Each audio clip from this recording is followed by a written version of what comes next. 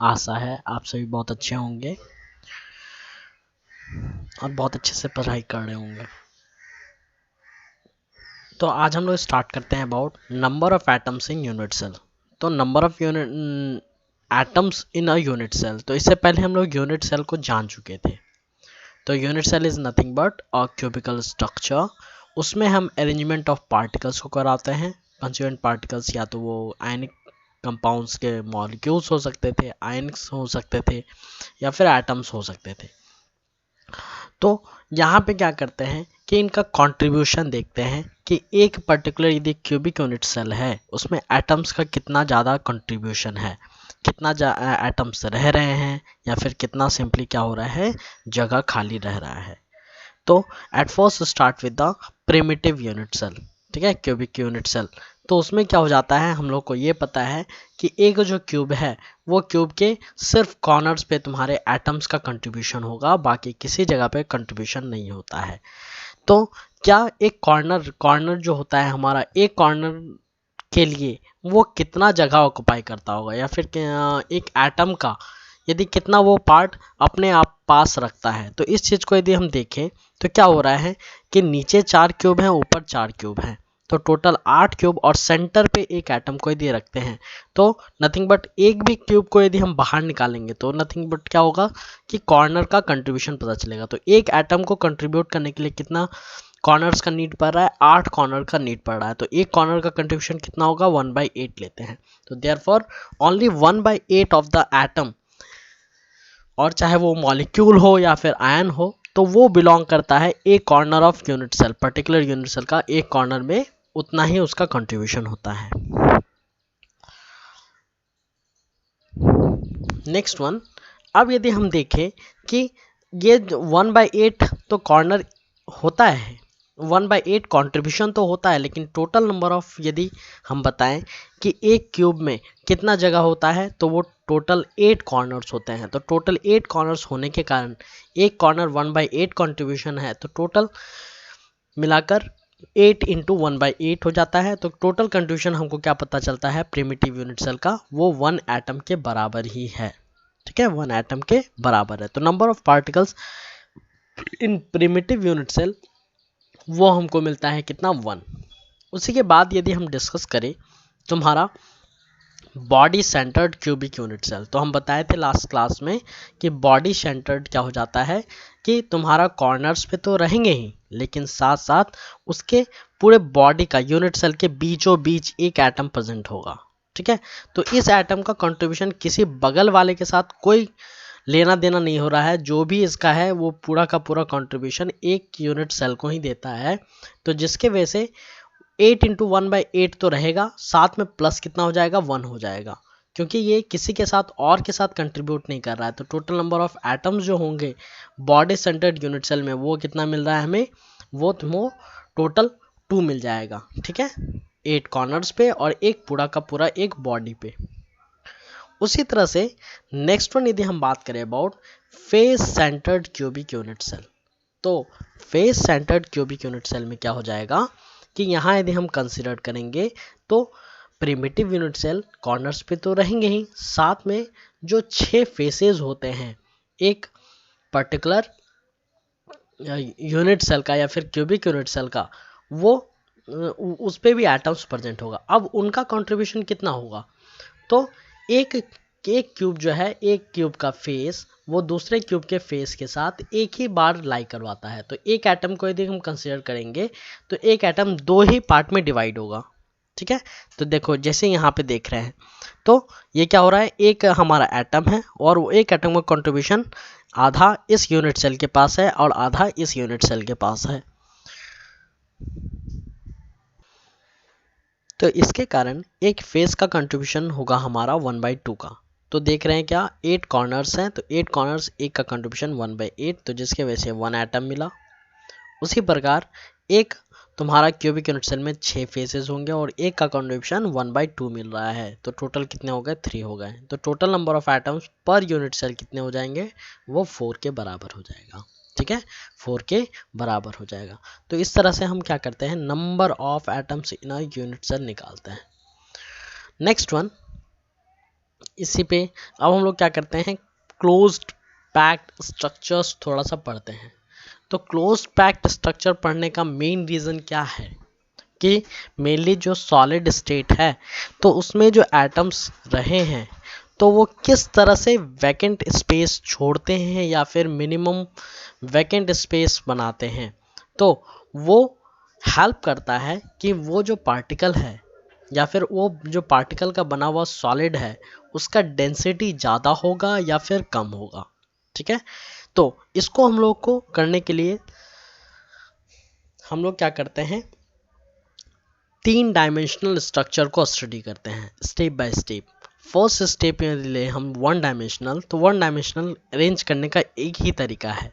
वो तरीका क्या है कि जिस तरह से हम क्या करते हैं, एक बॉल एक असेंबली का लाइन लगाते हैं एक के पीछे एक, तो उसी तरह से 1 डायमेंशनल में क्या हो जाएगा, एक एटम के पीछे दूसरा एटम तीसरा एटम उस तरह से लगाते चले गए हैं। तो इसमें यदि हम कंसिडर करेंगे अबाउट कोऑर्डिनेशन नंबर, तो कोऑर्डिनेशन नंबर होता क्या है, तो कोऑर्डिनेशन नंबर क्या बताता है कि एक एटम कितने एटम के एडजेसेंट एटम के साथ वो चिपका हुआ है, ठीक है, या फिर टच में है। तो यहाँ पे यदि कोऑर्डिनेशन नंबर हम देखेंगे तो एक एटम क्या है कि बगल के 2 एटम के साथ ही जुड़ा हुआ है, तो जिसके वजह से कोऑर्डिनेशन नंबर 1 डायमेंशनल अरेंजमेंट पे ये आ जाएगा हमारे पास कितना, 2 आ जाएगा। ठीक है, उसी तरह से हम यदि पढ़ें अबाउट क्लोज पैकिंग इन 2 डायमेंशनल्स, तो 2 डायमेंशनल क्या हो जाएगा कि 1 डायमेंशनल का तो हमारा एक लेयर है, उसके ऊपर हम क्या करते हैं दूसरा लेयर चढ़ा देते हैं तुम्हारा तो वो हमारा 2 डायमेंशनल हो जाता है। अब लेयर चढ़ाए कैसे, लेयर चढ़ाने का 2 तरीका है। एक सिंपली क्या करते हैं कि जिस तरह से नीचे का लेयर है उसी तरह से ऊपर का लेयर चढ़ा दें, ठीक है। और दूसरा तरीका ये हो सकता है, जस्ट अ मिनट,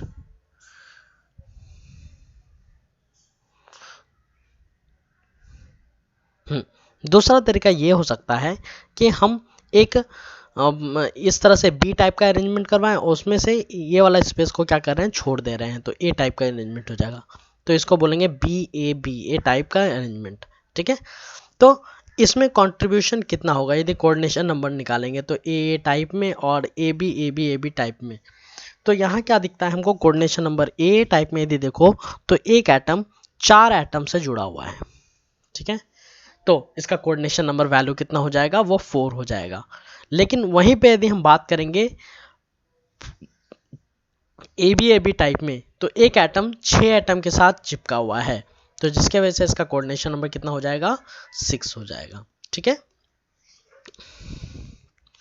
तो जो 4 कोऑर्डिनेशन नंबर के कारण है उसको हम बोलेंगे स्क्वायर क्लोज पैकिंग, और 6 के वजह से इसको हम बोलेंगे hexagonal close packing in 2 dimensional structure. तो 2 डायमेंशनल अरेंजमेंट में 2 तरह के हमको क्लोज पैकिंग मिल रहे हैं, एक तुम्हारा स्क्वायर क्लोज पैकिंग और तुम्हारा हेक्सागोनल क्लोज पैकिंग। अब क्या करते हैं कि थोड़ा सा यहाँ देखते हैं कि in this arrangement etch surface in contact with 4 neighbours the coordination number is 4 and also the centre immediate, तो इसको हम स्क्वायर क्लोज पैकिंग कहते हैं। इसमें हमको क्या मिलेगा, ए टाइप मिलते हैं और ए बी टाइप में हमको हेक्सागोनल क्लोज पैकिंग मिलता है। तीसरा आता है हमको क्लोज पैकिंग इन 3 डायमेंशन, ये सबसे ज़्यादा इम्पॉर्टेंट है और यहाँ पे हमको समझने में थोड़ा सा कंफ्यूजन होता है। तो ये तुम रिलेट कर सकते हो, जैसे 1 डायमेंशनल पढ़े थे, 1 डायमेंशनल एक लेयर में था, एक लेयर के बाद दूसरा लेयर चढ़ा दिए तो वो 2 अरेंजमेंट दिया हमको, जो कि था स्क्वायर क्लोज पैकिंग और हेक्सागोनल क्लोज पैकिंग। अब क्या करते हैं 2 डायमेंशन को ही पे ही और एक लेयर चढ़ा देते हैं, तो ये क्या हो जाएगा हमारा 3 डायमेंशनल क्लोज पैकिंग हो जाएगा। तो अब डिपेंड करता है, 2 डायमेंशनल 2 तरह का पढ़े हैं, तो 2 डायमेंशनल का यदि स्क्वायर क्लोज पैकिंग का ही हम लेयर चढ़ाना स्टार्ट कर दे एक के ऊपर एक, तो वहाँ पे क्या हो जाता है, उस तरह का अरेंजमेंट में हम ए टाइप बता रहे थे, तो ये हमारा ए टाइप हो जाएगा। तो यहाँ पे कंट्रीब्यूशन सिंपली क्या हो रहा है कि generated in simple cubic unit cell और unit cell is primitive primitive cubic unit cell का फॉर्मेशन हो रहा है। नेक्स्ट वन, दूसरा तरीका क्या हो सकता है हमारे पास कि सिंपली हम क्या करते हैं, 2 डायमेंशनल का हेक्सागोनल क्लोज पैकिंग लेयर्स का यूज करें। तो इसके वजह से हमको क्या होगा, 2 तरीके से मिलेगा। First layer, second layer over the first layer यदि हम बनाते हैं तुम्हारा कि इसमें जैसे मान लो कि ये हमारा पहला जो डार्क लाइन रेड लाइन से दिया हुआ है वो पहला लेयर है, और उसके पीछे जो थोड़ा सा धीमा है वो समझ लो तुम्हारा पीछे का एरिया है। ठीक है, तो एक के ऊपर एक यदि रखे हैं तो क्या हो रहा है कि यहाँ पे 2 तरह के वॉइड्स बना रहे हैं। ठीक है, वॉइड्स मतलब होता है खाली जगह, 2 तरह का खाली जगह बना रहा है। तो किस तरह से खाली जगह बना रहा है कि यदि देखोगे कि आगे का रेड वाला 3 है और पीछे का 1 है, तो टोटल कंट्रीब्यूशन जो दिख रहा है हमें क्या हो रहा है, 4 3 का जगह, 3 के बीच में तो जगह बनेगा और उसको छिपा कौन रहा है, पीछे वाला एक एटम आकर छिपा रहा है। तो ये इस तरह का वॉइड को हम बोलते हैं टेट्राहेड्रल वॉइड्स। ठीक है, टेट्राहेड्रल वॉइड्स। और उसी जगह पे क्या हो कि हमारा ये देखो, ये आगे के 3 एटम है और पीछे का ये हमारा एज्यूम करो बहुत अच्छे से कि ये एक हम ले रहे हैं, एक एटम, फिर ये एक दूसरा एटम और ये हमारा तीसरा एटम। अब इसके पीछे का लेयर, ठीक है, इसके पीछे का लेयर यदि देखोगे तो एक एटम ये वाला हमारा है। ठीक है, ओ के आसपास देखना, ये वाला एक हमारा ये वाला है और एक हमारा क्या है, ये वाला है। तो जिसके वजह से ये क्या करेगा, 3 एटम ऊपर है और 3 एटम पीछे है। तो यहाँ पे जो वॉइड बनेगा उस वॉइड को हम बोलते हैं ऑक्टाहेड्रल वॉइड्स। ठीक है, ओ से ऑक्टाहेड्रल, टी से टेट्राहेड्रल वॉइड्स का बना दिए। टेट्रा मतलब होता है 4, तो वहाँ देखो एटम हमारा 4 यूज हो रहा है, 3 फ्रंट का और एक पीछे का, जबकि ऑक्टाहेड्रल में क्या हो रहा है, 3 ऊपर का और 3 नीचे का यूज हो रहा है। तो वहाँ जो वॉइड बनेगा उसको हम बोलते हैं ऑक्टाहेड्रल वॉइड्स। ठीक है, ये कंफ्यूजन हमेशा दूर रखना। देखो यहाँ पे दिखा भी रहा है कि 3 एटम आगे के हैं, एक एटम पीछे का है, तो यहाँ जो होल बनेगा उसको हम बोलेंगे टेट्राहेड्रल वॉइड्स।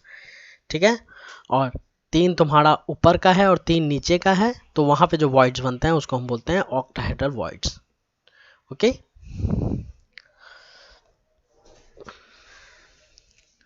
तो इसमें तुम्हारा क्या होता है, जब भी अरेंजमेंट ऑफ पार्टिकल होगा तो अरेंजमेंट ऑफ पार्टिकल में ये चीज़ ध्यान में रखना कि जो number of close packed spheres होंगे यदि वो n के बराबर हैं तो उसमें नंबर ऑफ ऑक्टाहेड्रल वॉइड्स वो n ही होगा, लेकिन नंबर ऑक्टाहेड्रल वॉइड्स n ही होगा। जबकि नंबर ऑफ तुम्हारा टेट्राहेड्रल वॉइड्स जो हैं वो 2 गुना हो जाता है जितना भी नंबर ऑफ पैक्ड स्पेयर है। तो इसी के बेसिस पे हम क्या करते हैं, फॉर्मूला वाला जो क्वेश्चन है वो करते हैं।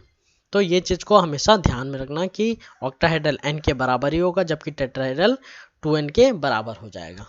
जितना भी तुम्हारा number of close packed spheres रहेगा उस पे ही हमारा डिपेंड करता है कि हमारा वैल्यू जो है वॉइड्स का कितना रहेगा। अब यदि थर्ड लेयर हमारा ए बी टाइप, वहाँ तो ए टाइप दिख रहा था, ए बी टाइप हो जाता है, तो यहाँ हम क्या करते हैं, तुम्हारा कोऑर्डिनेशन नंबर यदि देखोगे तो कोऑर्डिनेशन नंबर हमारा क्या हो जाएगा, 2 तरीके से दिखना होगा दिखेगा। एक यहाँ पे हमारा क्या हो रहा है, 6 आइटम के साथ कोऑर्डिनेशन नंबर ले रहा है, तो ये हमारा हेक्सागोनल और ये हमारा ट्राइगोनल वाला पार्ट ले रहा है। तो यहाँ पे हम क्यूबिक यूनिट सेल को वॉइड 2 तरीके से दिखा रहे हैं।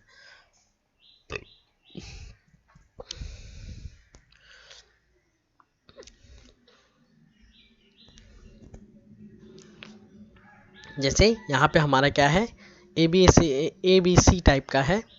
तो ए बी सी के फॉर्मेशन में हम क्या करते हैं, तुम्हारा ये जो ए और नीचे वाला ए है, तो ये हमारा क्या करता है, ये ऑक्टाहेड्रल वॉइड्स का जो फॉर्मेशन हुआ है उस वॉइड को कवर अप करने में ये हेल्प करता है। ठीक है, कवर अप करने में हेल्प करता है।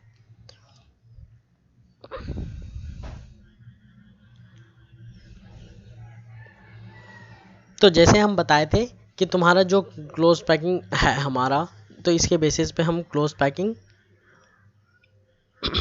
वॉइड्स को हटाकर क्या करते हैं, क्लोज पैकिंग उसका एफिशिएंसी निकालते हैं, उसको हम नेक्स्ट क्लास में आगे डिस्कस करेंगे। इसमें से पहले एक चीज़ और कर सकते हैं कि देखो यहाँ पे क्या है, formula of compound and number of voids, इसमें से फाइंड आउट किया जा सकता है। तो कैसे फाइंड आउट कर सकते हैं कि यहाँ पे मेनली हम बताए थे कि जैसे एक क्वेश्चन देख रहे हैं कि formed by two elements X और वाई, और यहाँ क्या हो जा रहा है कि atoms of the element Y as anion और ऑफ CCP, ठीक है, cubic closed packing, those and the X as a cations occupy all the octahedral voids. तो what is will be the formula of the compound, तो जो भी हमारा cubic closed packing है उसमें Y जो एलिमेंट है मतलब एनायन के बेस्ड हम क्या करते हैं उसमें नंबर ऑफ एटम्स को फॉर्मेशन दिखाते हैं। तो यहाँ क्या हो रहा है, ऑक्टाहेड्रल वॉइड जो होगा वो Y के बराबर होगा, ठीक है, Y के बराबर होगा, जबकि तुम्हारा क्या किया गया है कि ऑक्टाहेड्रल वॉइड जो है वो ऑक्यूपाई कर रहा है X, तो जिसके वजह से तुम्हारा क्या हो जाएगा कि नंबर ऑफ एटम्स एनायंस के बेसिस पे निकाल रहे हैं और वॉइड्स भी दिए हुए हैं, तो दोनों ही हमारा क्या होता है n के बराबर होता है, तो जिसके वजह से रेशियो क्या हो जाएगा 1:1 हो जाएगा। जबकि दूसरा एग्जाम्पल क्या है कि हेक्सागोनल क्लोज पैकिंग में अब देखो क्या है, atom of element B form hexagonal close packing, those of element A occupy the 2/3 of tetrahedral voids, तो which will be the formula, तो जो B है वही कहीं ना कहीं तुम्हारा क्या कर रहा है, एनायंस का नंबर ऑफ n के बराबर का वर्क कर रहा है, जबकि टेट्राहेड्रल वॉइड्स क्या होता है 2n होता है, तो 2 इंटू सिंपली क्या हो जाएगा 2 इंटू 2/3 हो जाएगा, तो जिसके वजह से ए बी टाइप यदि निकालोगे तो हमारा क्या हो जाएगा 4:3 का वैल्यू आएगा, तो A4B3 का फॉर्मूला बनाएगा, ठीक है। नेक्स्ट क्लास में हम लोग इफिशिएंसी को डिस्कस करेंगे, इफिशिएंसी किस तरह से डिपेंड करता है वॉइड्स हटाने में। Till then keep learning, thank you for watching.